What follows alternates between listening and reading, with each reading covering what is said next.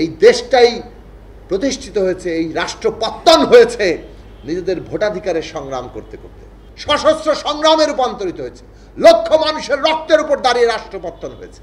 যারা ওই নেতৃত্বে তখন ছিল ৭১ সালে, আজকে সেই দলই এসে বাংলাদেশের মানুষের ভোটের অধিকার কেড়ে নেওয়াটাই গণতন্ত্র। অপরাধটা কি?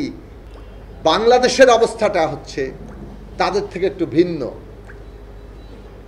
ওইসব দেশে কর্তৃত্ববাদী প্রবণতা তৈরি হয়েছে, কর্তৃত্ববাদ জেকে বসার জায়গায় যাচ্ছে।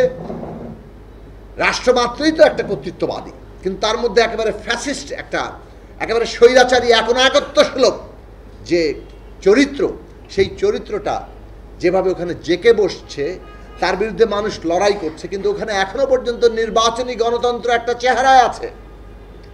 ভারতের মানুষ ভোট দিতে পারছে, এমনকি পাকিস্তানেও মানুষ ভোট দিয়েছিল কিন্তু গণনা নিয়ে অভিযোগ তুলেছে। কিন্তু বাংলাদেশের অবস্থাটা আমরা এমন একটা জায়গায় আছি, এইখানে এক যা জমিদারি বন্দোবস্ত কায়েম করা হয়েছে, যেখানে ভোট বলেও আর কিচ্ছু নাই। সমস্ত ভোট ব্যবস্থা তারা উঠিয়ে দিয়েছেন। এবং এই যে আমাদের এখানে প্রধানমন্ত্রী হিসেবে বসে আছেন শেখ হাসিনা, তিনি যে বলেন আমাদের অপরাধটা কি, আহা, এত কি বলে ইনোসেন্টলি তিনি বলেন যে তার অপরাধটা কি।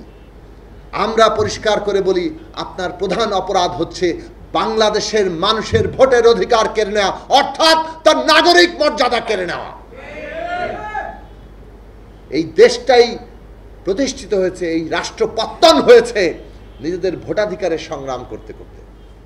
এবং ভোট অনুযায়ী ফলাফল চাই, ক্ষমতা হস্তান্তর চাই, সেই লড়াই করতে করতে এটা মুক্তিযুদ্ধে রূপান্তরিত হয়েছে, সশস্ত্র সংগ্রামে রূপান্তরিত হয়েছে, লক্ষ মানুষের রক্তের উপর দাঁড়িয়ে রাষ্ট্র পত্তন হয়েছে।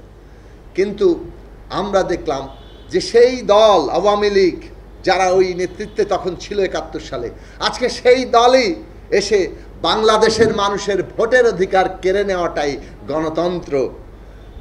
অপরাধটা কি? এই রকম বক্তব্য নিয়ে আমাদের সামনে হাজির হচ্ছে।